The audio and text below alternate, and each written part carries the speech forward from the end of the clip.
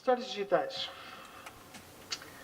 O que é que são? Isto é a definição que está no OIS, no Open Archival Information System. É um sistema de informação. Entenda um sistema de informação não como um software, mas no sentido lato. Ou seja, algo, um sistema que lida com informação. E esse sistema é composto por pessoas, por processos, por tecnologia, software, hardware, etc. Mas a particularidade que este sistema tem é que assume a responsabilidade pela preservação da informação digital que lá está, que ele gera, mantendo-a acessível à sua comunidade de interesse. Já se falou nisso há um bocadinho. A comunidade de interesse aqui é a chave, ok? Por isso é que está amarelo. Então não interessa preservar algo sem ter uma comunidade de interesse nessa documentação. Não interessa digitalizar algo que ninguém vai aceder, por exemplo. Essa informação, e neste contexto muito particular, pressupõe-se que é suposto ser mantida acessível durante um longo período de tempo. Okay? E esse longo período de tempo pode se estender para além do tempo de vida útil do próprio sistema. Entendo um sistema como uma organização composta por pessoas, etc., que lida com a informação. Bom, então quanto é que é esse tempo? E a definição oficial é esta. É tempo suficiente para que a obsolescência tecnológica ou alterações nos interesses da comunidade tenham influência na forma como estamos a tratar e a trabalhar e a preservar essa informação. Okay? E na maneira como a fornecemos à comunidade de interesse. Portanto, se as alterações tecnológicas e os interesses da comunidade de interesse forem superiores ao tempo de vida da informação ou do nosso sistema, nós temos que ter algo para fazer com que isso aconteça. Como eu disse, aquelas definições foram obtidas do Open Archival Information System. É uma norma ISO, é 14721, que existe desde 2002, foi agora recentemente revista em 2012. E eu, para ser sincero, não sei muito bem quais são as diferenças. Eu estive a dar uma olhada na de 2012 e não encontrei nada de muito diferente. E nem eles têm uma secção a dizer quais são as diferenças da nova para a velha, que geralmente existe, mas, portanto, não sei o que é que eles fizeram. Talvez tu saibas, coisas que andas a estudar esses assuntos. O que é que esta norma traz? Portanto, ela identifica os componentes funcionais que um repositório digital deve ter. Identifica as interfaces que esse repositório deve ter. Caracteriza os objetos que são trocados no interior do repositório e, se calhar, o aspecto mais importante desta norma é que define, ou caracteriza, ou define na prática a terminologia a utilizar neste contexto da preservação digital. Quando isto apareceu em 2002 foi extremamente importante, porque, como vocês já perceberam, e basta olhar aqui para a mesa que temos aqui, isto envolve várias pessoas, envolve bibliotecas, envolve informáticos, envolve arquivistas, políticos, advogados, por causa das questões legais associadas às assinaturas digitais e aos repositórios certificados, etc. Portanto, envolve muitas pessoas de características diferentes e cada uma tem a sua linguagem. Okay? Quando esta norma apareceu, eles estabeleceram a terminologia a utilizar. E vocês vão ver que é ligeiramente diferente daquela terminologia que vocês usam no dia-a-dia, mas que faz sentido e é comum a tudo. Bom, quem desenvolveu a norma foi o Comitê Consultivo do Space Systems, que estão muito associados a estas normas que têm surgido na ISO, normas ISO que têm surgido na área da preservação. E agora entrando em mais detalhes sobre quais são esses componentes, neste caso os intervenientes que devem existir ou que fazem parte de um sistema ao qual a gente possa chamar um repositório digital, são basicamente... Este é o modelo geral do OIS, ok? Há o produtor, no caso das bibliotecas tipicamente chamam-lhe o autor, que é quem? É o autor original do objeto que estamos a preservar. É quem produziu o objeto, quem foi o autor intelectual do objeto. Existe o consumidor, que é a outra ponta do repositório. Portanto, é o leitor. No caso das bibliotecas, eu penso que nos arquivos... Consumidor também não é uma palavra que se usa, mas pronto. Consumidor, aquela pessoa que quer consultar a informação. E temos os gestores. Aqui no caso da torre, é para aí o Rui Rodrigues, que é o gestor do repositório. É a pessoa que lida com as operações do dia-a-dia do repositório e garante que todo o fluxo interno do repositório funcione. Quais são os processos? há um processo que se designa por ingestão, que no caso dos arquivos chama-se aquisição ou incorporação. No caso das bibliotecas não sei muito bem qual é a terminologia mais adequada. Mas pronto, o processo de ingestão é aquele processo que garante que a informação que é trazida até nós por parte dos produtores é trazida para dentro do repositório. Havendo um conjunto de ações que ocorrem dentro deste processo de ingestão. Pode haver descrição arquivística, pode haver transformação de dados, há um conjunto de operações internas que não vamos entrar aqui em detalhe. Há um processo de armazenamento, e isto tem tudo a ver com aquilo que o Rui acabou de apresentar. Portanto, no fim do dia isto acaba num disco, ou num bastidor com 200 discos, e é este componente que trata disso, ok? O armazenamento mesmo no disco da informação que nós recebemos. E este processo é também responsável por um conjunto de atividades que têm a ver com o refrescamento. O refrescamento é o que eles estão a fazer neste momento. Têm um sistema antigo, querem substituir por um novo, querem refrescar os suportes, precisam de copiar a informação toda do suporte antigo para o suporte novo. Okay? Isto, por si só, parece uma coisa simples, mas pode não ser. E o Rui vai ver isso agora e vai aprender isso este ano. Porque migrar a informação, refrescar a informação toda que está no Centera para o novo sistema pode demorar mais tempo do que o tempo de vida do novo sistema.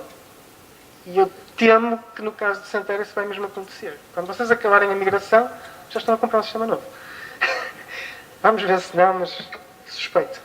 Porquê? Porque o Centera não foi feito para isso. O Centera não foi feito para que o acesso a ele seja muito rápido. Acho que me referiste. Portanto, estas questões são importantes, acautelá-las, não é? Mesmo na aquisição de um novo sistema. Bom, é neste nível que se faz também a verificação de integridade, que é ver se a gente não tem bits que tenham sido trocados, o tal bit rot, o apodrecimento do bit, backups e qualquer operação de controle de danos em caso de perda. Se falhar um disco, nós temos que ter estratégias para que se possa substituir esse disco sem haver perda de dados. E os discos falham, ok? Tenho um amigo meu que trabalha em captura de vídeo, tipo CCTV, em digital, e a experiência dele diz que, passado um ano, o disco falha. Falha tem que ser substituído. Portanto, nós temos aqui um sistema que tolera esse tipo de falhas, sem perder informação. O componente de cima, chamado Data Management, ou Gestão de Meta-Informação, no fundo é o sistema que é responsável por gerir os metadados que estão associados aos dados e que depois dão suporte ao próximo serviço, ao próximo processo, que é o processo de acesso, que aliás a Lucília já falou abundantemente. O processo de acesso é aquele que o consumidor usa para localizar, fazer consultas, obter no fundo acesso aos dados que ele pretende consumir. Este processo também é responsável por transformar, portanto aquela questão da geração das derivadas acontece também neste processo, tipicamente. A administração, lá está, dá suporte às operações do dia-a-dia, coordena as restantes atividades. Manutenção do sistema. A norma OIS, e isto é um ponto interessante porque se vocês olharem para este esquema, não há nenhum sistema de informação que não seja compatível com o OIS. Todos têm uma porta de entrada, têm processamento interno, têm uma porta de saída, certo? Eu digo sempre isto, mas o Seamus Ross, que era um tipo que na década passada era um dos grandes embaixadores da preservação digital na Europa, agora foi para o Canadá ser reitor de uma universidade qualquer, ele dizia que se vocês olharem, este modelo é tão genérico que até uma vaca consegue ser compatível com o OIS. E é verdade. Uma porta de entrada, uma porta de saída tem processos internos. Mas uma vaca não tem aquele componente de cima, que é planeamento de preservação.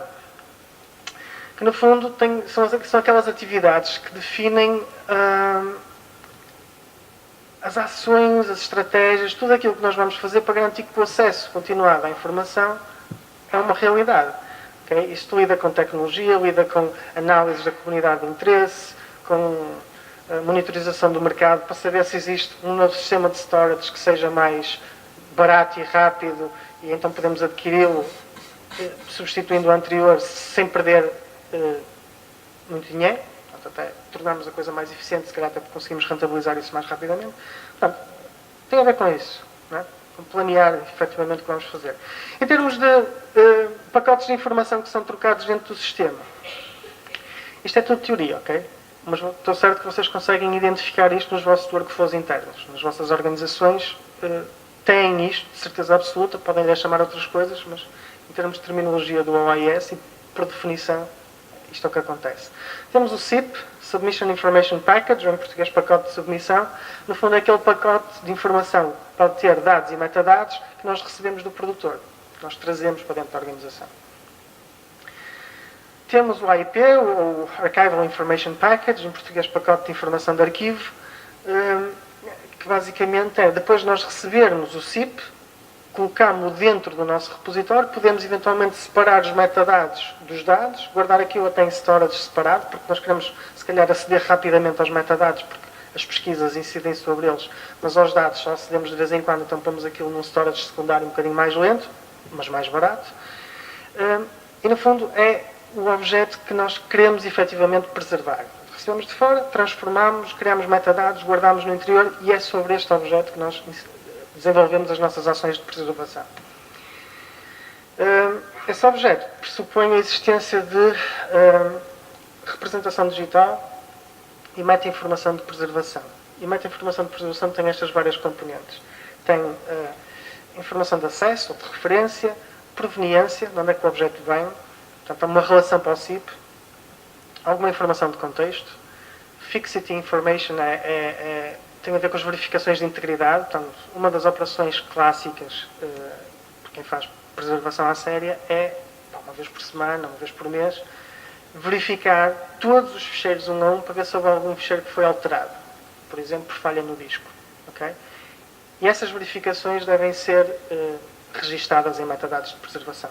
E depois também há uma componente de direitos, acesso e direitos. Tenho dúvidas se aqui será o melhor sítio para arrumar, talvez ao nível do acesso e na meta-informação normal, se calhar faz mais sentido, mas enfim. O DIP, como já falámos que digitalizámos para matrizes, mas depois produzimos uma derivada mais levezinha para disponibilizar na web, isso é o DIP, é derivada. Portanto, é uma versão mais reduzida, de mais fácil acesso, mais fácil de colocar na web, mais fácil de ser consumida por qualquer utilizador, e que é gerada a partir do AIP, a partir do Archival Information Package. Okay? Esse DIP pode também conter alguma meta-informação. Então, quando vocês acedem a um repositório, como por exemplo ao Digitarc aqui na TT, vocês conseguem consumir os metadados e depois, se quiserem, conseguem consumir os dados. Esse ambiente de visualização é o nosso DIP, na verdade. Ok, qual é o detalhe da norma? Isto é... Portanto, se nós expandirmos a caixinha da ingestão, do processo de ingestão, é isto que temos lá dentro. Portanto, a norma entra em bastante detalhe. Eu não vou entrar, não vamos ver cada uma destas caixinhas, mas conseguimos, quem quiser ler a norma, aquilo tem para 300 páginas, mas quem quiser ler, dá para perceber que aquilo tem bastante detalhe. Okay? Este é, por exemplo, as funções de transformação do SIP em AIP. Este é um bocadinho mais complicado, tem a ver com a administração, e é mais complicado porque este gera todas as operações no interior do repositório. Portanto, tem ligações a tudo. Ok, e o que é que existe? O que é que existe que seja compatível com o OIS? Eu diria, como já referi, aliás, qualquer sistema de informação é compatível com o OIS. Okay? Todos têm uma forma de introduzir dados, todos têm uma forma de tratar os dados lá dentro, todos têm uma forma de pesquisar os dados que lá estão. Isso, até uma base de dados normalíssima faz isso. O que não tem é a componente de preservação, de planeamento de preservação. E quem quiser estudar essas questões em mais detalhe, existe uma ferramenta chamada Plato, que foi desenvolvida pela Universidade Técnica de Viena e que até à data é a ferramenta mais completa para fazer isto. Se calhar completa demais porque é complexo e pesado fazer um plano de preservação usando esta ferramenta. O que a ferramenta nos permite fazer é, através de um conjunto de interfaces, definir os nossos requisitos de preservação, no fundo definir os nossos objetivos, que já falámos nisso bastantes vezes hoje. Qual é o nosso SLA, qual é a nossa meta a atingir, permite-nos identificar várias alternativas em termos de estratégias que podemos aplicar aos nossos objetos, testar essas alternativas e ver qual dessas alternativas é que nos maximiza a nossa função objetivo. Okay?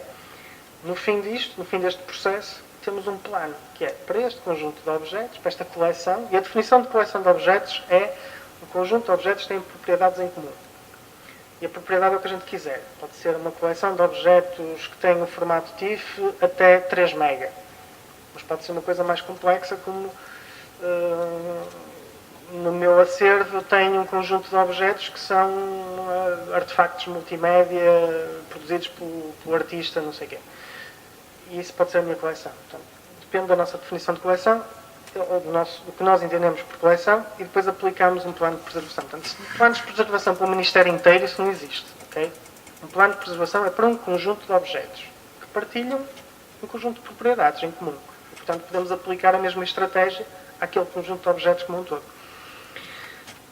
Pronto, a gente o que faz neste sistema é a gente faz upload de um conjunto de objetos, testa um conjunto de alternativas, registamos em grande parte à mão os resultados da aplicação dessas alternativas e ele diz-nos qual é a melhor estratégia e produz um documento final que é o plano. Em termos de ações, o que é que nós podemos fazer? Primeiro, há 3 momentos possíveis. Nós podemos fazer ações antes de ingerir ou durante o processo de ingestão, se quisermos, depois de ingerir ou então durante o acesso. As 3 opções são válidas. Nós aqui na Torre, inclusivamente, a estratégia original, quando se desenvolveu o Roda, foi... Já agora, toda a gente conhece o Roda, certo? O Roda é o repositório digital da Torre para preservar objetos digitais. Depois temos o digitário, que é mais operações do dia-a-dia. Nós, inicialmente, quando desenvolvemos o Roda, a estratégia foi normalizar os formatos todos à entrada. Portanto, no fundo, antes de ingerir ou durante o processo de ingestão. E isso faz com que a ingestão demore muito tempo.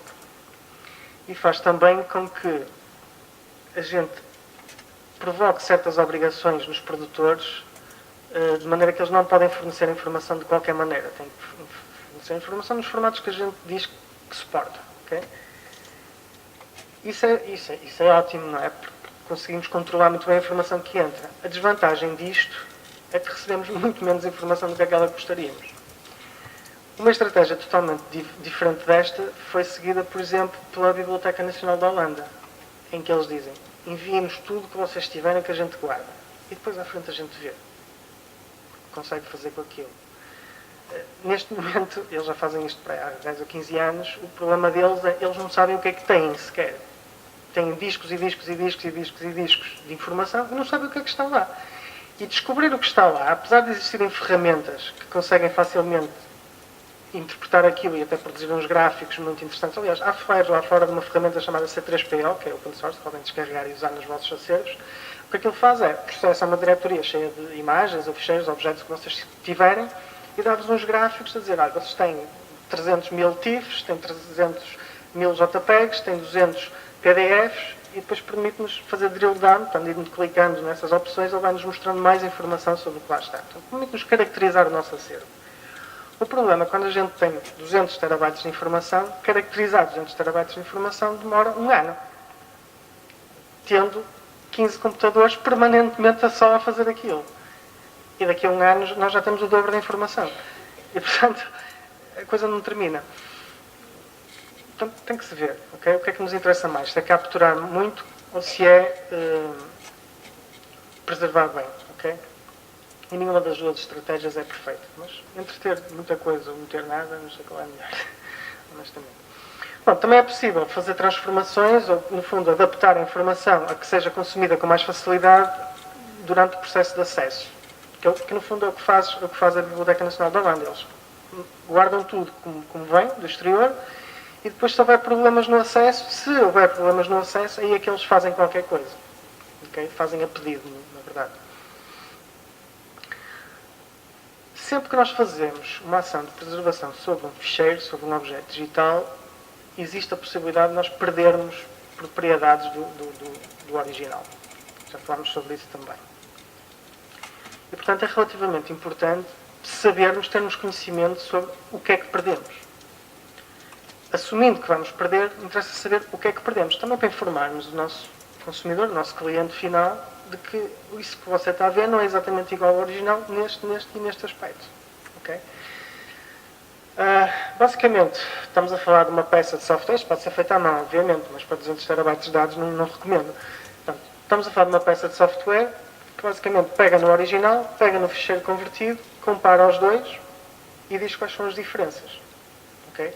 E existem um conjunto de ferramentas, eu tenho ali alguns exemplos. O Xcore Sound, isto é tudo open source, podem procurar na net. Isto foi tudo produzido no âmbito do projeto Escape, deve haver flyers lá fora, se não, vão à página do Escape e tem lá links para isto tudo. Xcore Sound permite-nos comparar faixas de áudio. Foi desenvolvido pela Biblioteca Nacional da Dinamarca, porque eles eles arquivam as emissões de rádio 24 horas por dia de todas as rádios nacionais públicas. E eles têm um projeto de migração daquilo, portanto aquilo é recolhido em esquema MP3 e querem converter aquilo para Wave, pelas razões todas que já sabemos, e querem saber se aquilo ficou bem. Então usam esta ferramenta que foi desenvolvida por eles, o Xcore Sound, que independentemente do formato, ele verifica se existem desalinhamentos nos sinais de áudio. Okay? E se houver mais do que eles toleram, acho que é 1% de falha, se houver mais que 1% de falha, eles têm que repetir a migração. O FFmpeg é a mesma coisa, mas para vídeo. O Matchbox é uma ferramenta que faz várias coisas, incluindo comparação de imagens, portanto, permite-nos saber se após uma migração de formatos de imagem, se elas mantêm as mesmas propriedades, são iguais, no fundo, mas faz outra coisa muito interessante, que é quem tem projetos de digitalização em massa, permite-nos detectar duplicados, okay? Páginas duplicadas.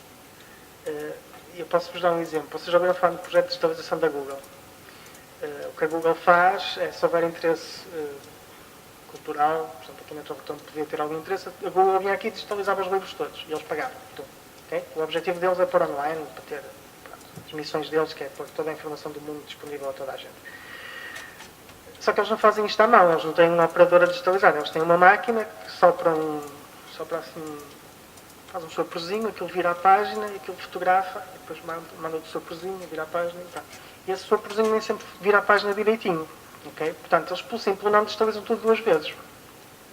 Okay? E depois o que se faz é usa-se o Matchbox para comparar as 2 diretorias que têm o livro digitalizado. Para ver se, por exemplo, digitalizou 2 vezes a mesma página, ou se existe lá está, as páginas duplicadas, ou se saltou a página. Portanto, se houver diferenças entre essas 2 páginas, a digitalização tem que ser repetida. Desculpa, não é entre as 2 páginas, entre as 2 diretorias de páginas, a digitalização tem que ser repetida por causa de uma falha qualquer. Uma página duplicada, faltou uma página, qualquer coisa. O PageAlyzer permite-nos comparar páginas web. Para quem faz arquivo da web, por exemplo, a FCCN faz arquivo da web portuguesa, para eles saberem se houve uma modificação na página que eles estão a recolher em relação àquelas que eles têm em arquivo, comparam as 2 e recolhem de novo, se for caso disso, não recolhem de novo.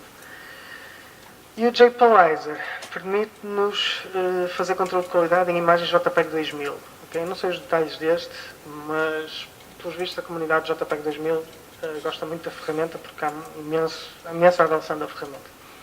Portanto, quem trabalha com JPEG 2000, estejam atentos àquilo.